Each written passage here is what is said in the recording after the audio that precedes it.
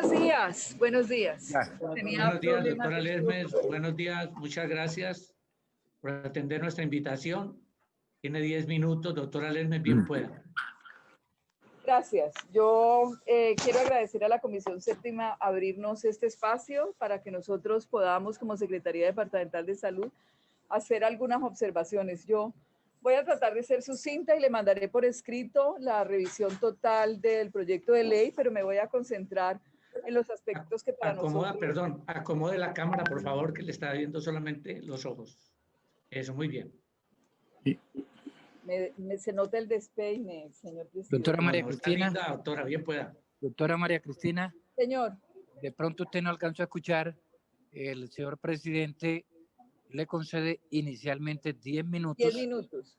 Inicialmente 10 minutos y esperamos, si no le alcanza el presidente, le concederá un poquito más. Bueno, no, yo espero que me alcancen. Gracias, señor España.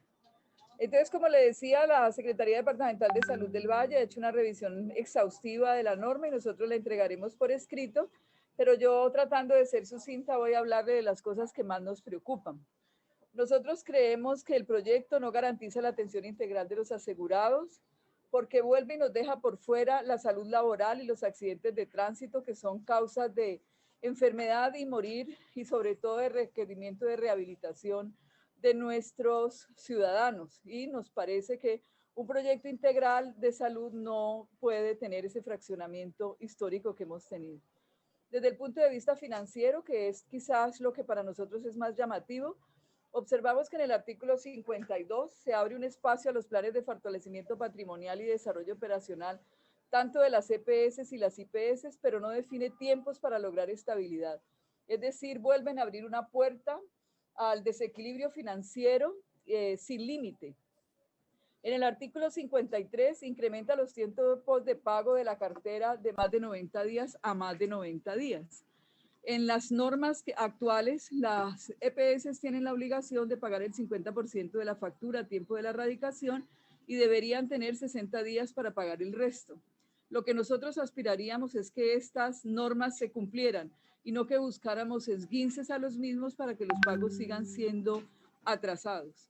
Llama también la atención que ese pago de más de 90 días a otros 90 días no contempla pago de intereses, ni siquiera de la recuperación del valor del dinero en el tiempo. En el artículo 54 de giro directo, nosotros quisiéramos que quedara explícitamente como un actor del sistema, sobre todo en las redes integradas, las figuras administrativas de la conformación de las mismas, por ejemplo, las uniones temporales que nos permitirían el pago. Y un comentario adicional, en el Valle del Cauca ya hay empresas que tienen facturación electrónica, que es parte de lo que está solicitando esta norma, pero no es aceptada por las EPS. Entonces, no es pedir que haya facturación electrónica, es que efectivamente la facturación electrónica tenga la corresponsabilidad de a quien se le está facturando para los pagos de forma inmediata.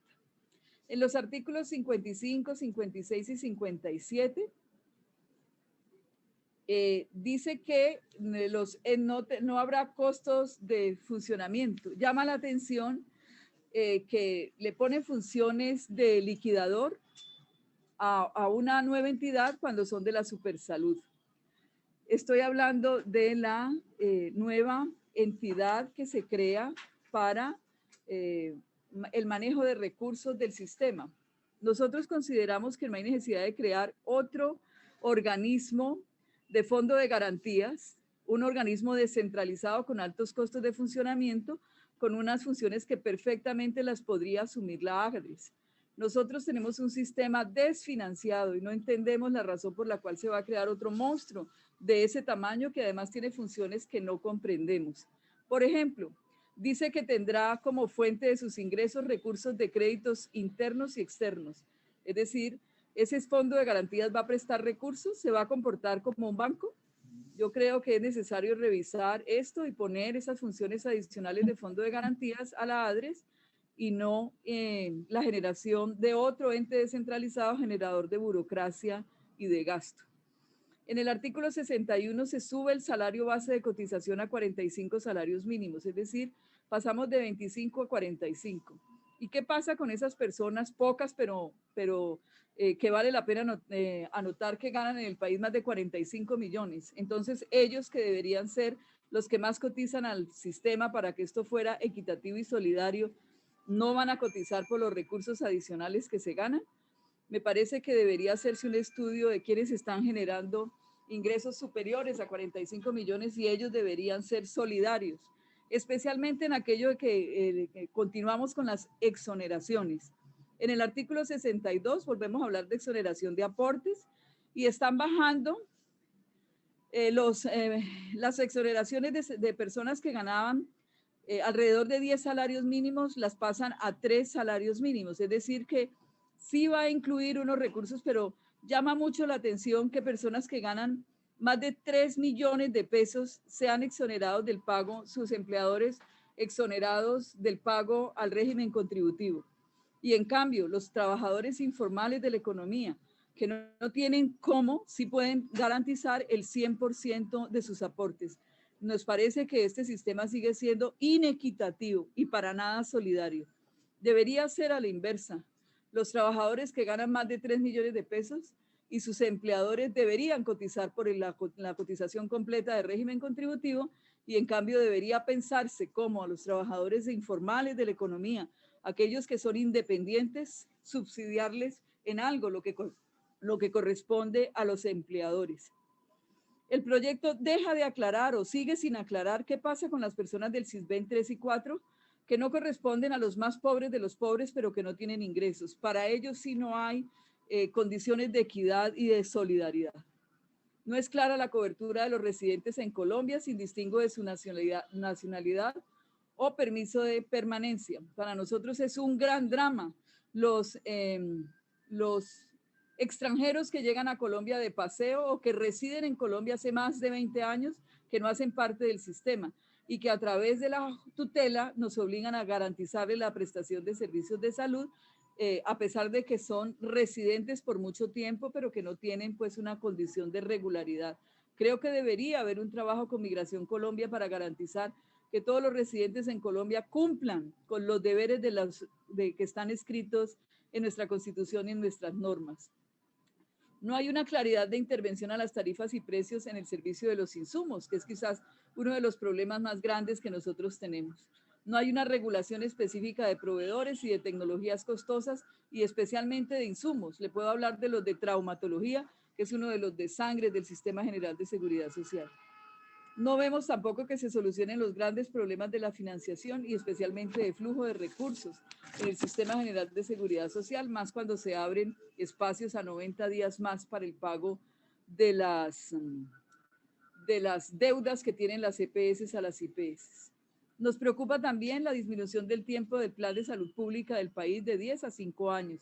Ya no será un plan decenal, sino un plan quinquenal. Ningún indicador de salud pública se modifica de forma sustancial y sostenible en menos de una década. Entonces no entendemos por qué disminuir el tiempo del Plan Decenal de Salud Pública cuando en la experiencia para que sea participativo y bien formulado requiere más de 2 años. Solamente quedarían entonces 3 años para la ejecución y estaríamos cambiando permanentemente de metas. Yo creo que la experiencia del Plan Decenal de Salud Pública fue muy importante para este país y que lo que deberíamos era continuar con planes decenales en los que adicionalmente debería garantizarse la complementariedad de las acciones de la nación, de los departamentos y de los municipios. Con respecto a la estabilidad de los trabajadores, yo creo que este país está reclamando estabilidad no solo para los trabajadores del sector salud, sino para todos los trabajadores en general.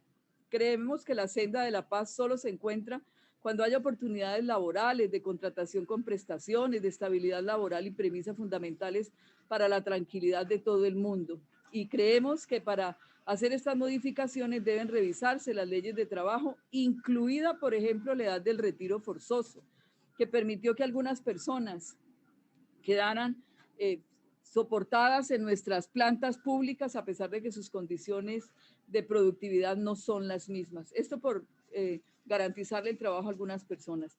Y valdría la pena que se revisara lo que significa para nosotros tener aún mayores de 65 años con retroactividad a las cesantías cuando estamos hablando de encontrar equilibrio financiero a nuestras empresas. Entonces creemos que debe haber una revisión total y desde luego los trabajadores de la salud, como todos los trabajadores del país, requieren estabilidad laboral y la oportunidad para los más jóvenes. Estos beneficios debería trabajarse beneficios especiales para los trabajadores que van a vivir en municipios alejados donde no hay las comodidades de la ciudad y donde las condiciones de seguridad y progreso no son comparables. Debería haber un diferencial que permitiera ser atractivo el trabajo en nuestros pequeños municipios. Hay algunas condiciones en la ley, pero no creemos que sean suficientes. Y creemos también que debe haber regulación de contratación de tiempos del personal de salud. Esto se lo digo porque tenemos especialistas que tienen contratado más de 48 horas diarias y efectivamente no permiten que haya un nuevo ingreso de personal especializado a nuestro sistema y acapara los pocos cargos que hay de forma individualizada, y que se requiere es lo contrario. Necesitamos generar más especialistas en el país, pero necesitamos que haya espacio de trabajo para todos ellos. Es necesario abrir el espacio a las nuevas generaciones. No puede haber concentración ni de recursos ni de poder. Los funcionarios de salud no podemos trabajar más de 8 horas diarias, 10 horas diarias, y nosotros encontramos que con mucha frecuencia tenemos la misma persona trabajando en 4 y 5 unidades de salud al tiempo. Creemos que es muy importante la regulación de las especialidades. Aplaudimos esa idea de un examen único nacional y nos parece también indispensable revisar los currículum, no solo de los médicos, de todos los trabajadores de la salud, porque necesitamos personas más y mejor formadas con capacidad resolutiva para darle respuesta sobre todo a los pobladores de los lugares rurales y dispersos. Bueno, señor presidente, nosotros como Secretaría Departamental de Salud vamos a enviar nuestra revisión completa artículo por artículo con nuestros comentarios a los mismos, pero yo pues en aras de tiempo dejo mi exposición aquí. Muchas gracias. Muchas gracias, muy importante su aporte y esperamos pues que nos lo envíe, por favor. Muchas gracias, doctora Cristina Lesmes, muy amable.